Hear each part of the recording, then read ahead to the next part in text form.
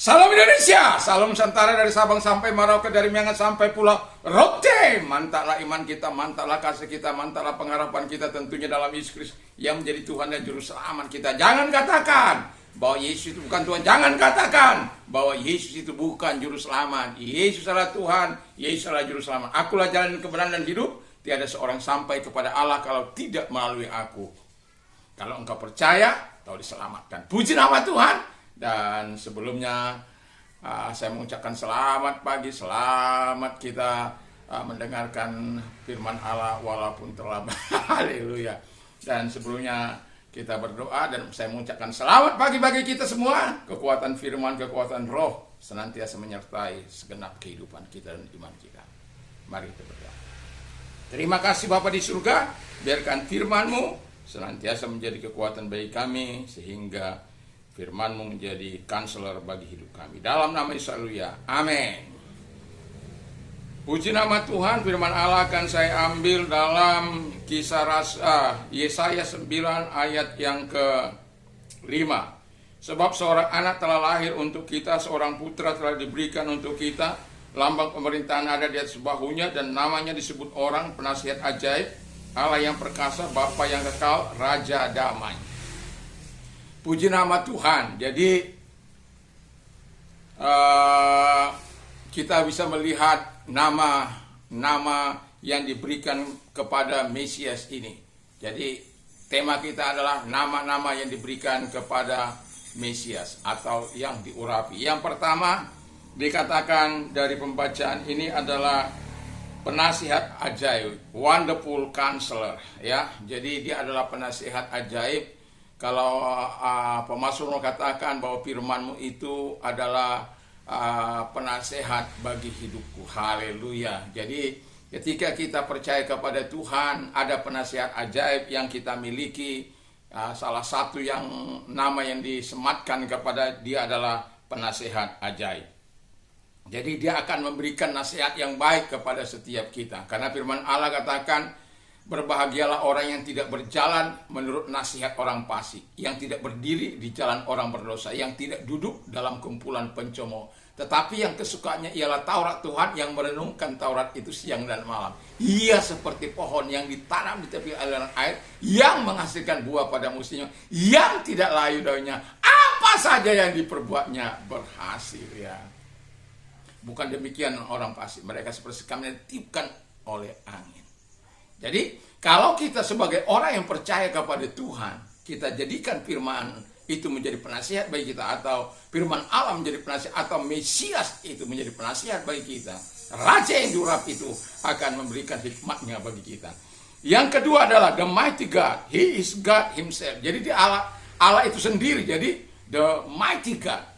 Kalau Allah kita adalah Allah yang maha kuasa, Allah yang maha kuat, Allah yang maha dahsyat, seharusnya tidak ada hal yang membuat kita ragu terhadap firman Allah. Ya, salah satu nama lain yang disebutkan kepada dia adalah Messiah, the mighty God. Jadi dia adalah Allah yang maha kuasa. Jadi jangan pernah ragukan kekuasaan Allah dalam hidupmu. Jangan pernah ragukan kuasa Allah yang luar biasa itu dalam hidupmu. Jangan pernah ragukan dia dapat melakukan segala hal bagi hidupmu. Yang ketiga yang disematkan ialah the everlasting Father. Jadi dia tanpa namanya tidak tidak berawal dan tidak berakhir. Dialah Allah Alfa dan Omega. Jadi yang mau saya katakan di sini adalah dia adalah Bapa yang kekal. Dia Bapa kita, Bapa yang bertanggung jawab terhadap anak-anaknya. Kalau Bapa dunia aja bertanggung jawab, apalagi Bapa surgawi. Tetapi kita tahu juga ada anak-anak gampang, kata firman Allah. Ada anak-anak yang tidak mau dengar-dengaran. Ada anak-anak yang suka memberontak. Dan pastilah didisiplin oleh bapaknya. Demikian juga kita. Kalau bapak dunia saja tahu mendisiplinkan. Allah memang penuh dengan kasih. Allah memang kadangkala orang hanya mengingatkan tentang kasih Allah yang sangat luar biasa itu. Tapi lupa akan keadilan Allah. Nah, ketika keadilan Allah itu, kalau engkau salah, engkau akan dihukum. Punishment akan ada. Jadi bukan karena kasih Allah yang begitu luar biasa, tanpa syarat itu, Tapi saya mau katakan kepada kita, jangan lupakan setiaannya. Jangan lupakan sifat asingnya. Dia memang Allah yang penuh, Bapa yang penuh kasih. Tapi jangan anggap kasih Bapa itu murahan. Dia bukan murahan. Kasih Bapa itu sangat berharga. Dan dia membuat engkau berharga. Dia membuat engkau sangat-sangat berharga. Satu bukti, engkau sangat berharga. Dia berikan anaknya yang tunggal, supaya engkau dapat dihubungkan kembali. Karena Bapa sangat membutuhkan kita. Bapa sangat membutuhkan saya. Bapa sangat memerlukan Anda. Untuk apa? Dipakai sebagai alatnya. Jadi jangan menjadi anak gampangan. Jangan menjadi anak serong. Tapi jadilah anak-anak Allah yang penuh dengan kuasa. 1 Yohanes. Yohanes 1 ayat 12. Sebanyak orang yang menerima diberinya kuasa untuk menjadi anak-anak Allah. Haleluya. Jadi kepada dia yang percaya atas namanya. Atas nama siapa? Yesus. Nah, jadi yang terakhir adalah the Prince of Peace. Jadi kalau dia Raja Damai, ingat, ini harus ada di benak kita. Keadilan dan damai sejahtera itu akan ada. Kebenaran itu akan ada. Ingat bahwa kebenaran itu akan memerdekakan kita. Ketika kebenaran ada dalam hidup kita, damai sejahtera ada dalam hidup kita, maka kita akan dapat melakukan keadilan yang sesungguhnya. Dan itulah sebabnya saya mau katakan bagi kita, biarkan Tuhan senantiasa menjadi penasihat. Nama yang terakhir ini adalah the Prince of Peace.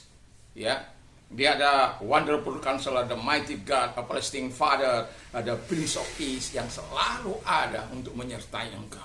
Nama itu, nama yang disematkan kepada Mesias. Ketahuilah, nama itu begitu indah bagi kita, bagi orang-orang percaya. Bagaimana tidak? Kita yang tidak berarti ini, kita yang orang-orang yang terhilang ini, dibuatnya berarti, ditemukannya kembali untuk kita menjadi alat di tangan Dia. Haleluya. Saya berharap dan berdoa supaya kekuatan daripada firman Allah senantiasa ada dalam hidup kita. Ingat, engkau punya Mesias itu. Dan ingat nama-nama yang disematkan kepada Sang Mesias itu. Masih banyak nama, tetapi saya menuliskan 4 nama itu yang seharusnya itu harus kita buat di dalam benak kita, dalam pikiran kita. Bahwa ada ketika engkau katakan tidak kehilangan arah, ada penasihatmu. Tidak tahu mau berbuat apa, ada penasihatmu. Ketika engkau buntu, ada Allah yang Maha Kuasa. Ketika engkau sebagai anak tidak tahu mau kemana, berada di simpang perjalanan, ada Bapa yang siap menuntun engkau. Ketika engkau kurang damai karena dosa, ada Yesus itu yang sudah lahir itu untuk membebaskan engkau, memberikan keadilannya, memberikan damainya, dan memberikan kebenarannya. Tuhan Yesus memberkati kita. Mari kita tunduk kepada dan kita berdoa. Terima kasih Bapa di surga. Kiranya Tuhan menolong kami untuk tetap hidup bersesuaian dengan nama-nama Tuhan kami, sehingga kami mengenal nama yang disematkan dan kami menikmati kuasa dari nama Yesus yang ajaib itu. Terima kasih, kami bersyukur bagi engkau yang sakit, apapun sakitmu. Ingat, Yesus tidak pernah berubah dahulu, sekarang, sampai selama-lamanya. Kalau engkau percaya kepada kuasanya, hari ini Tuhan mau menolong engkau. Apapun sakitmu, jantungkah, kanserkah, gagal ginjalkah, dan darah tinggikah, apapun, ketika engkau percaya, Tuhan akan datang kepada. Allah sangat menghargai orang-orang percaya. 2-3 orang sepakat meminta kepada Bapa, kepada Yesus, maka doanya akan dikabulkan. Kalau engkau sepakat dengan saya, ingat bahwa Yesus tidak pernah berubah dahulu, sekarang, sampai selama-lamanya. Apapun persoalan hidupmu, Tuhan akan jawab. Mari kita berdoa.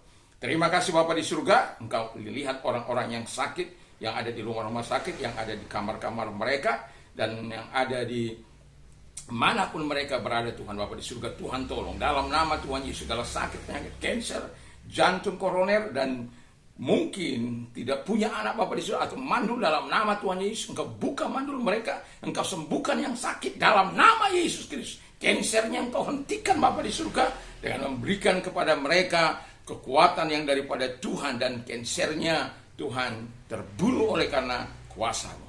Terima kasih Bapa di surga, mereka-mereka yang mau mengalami kesusahan dalam hidup mereka, Engkau menolong mereka.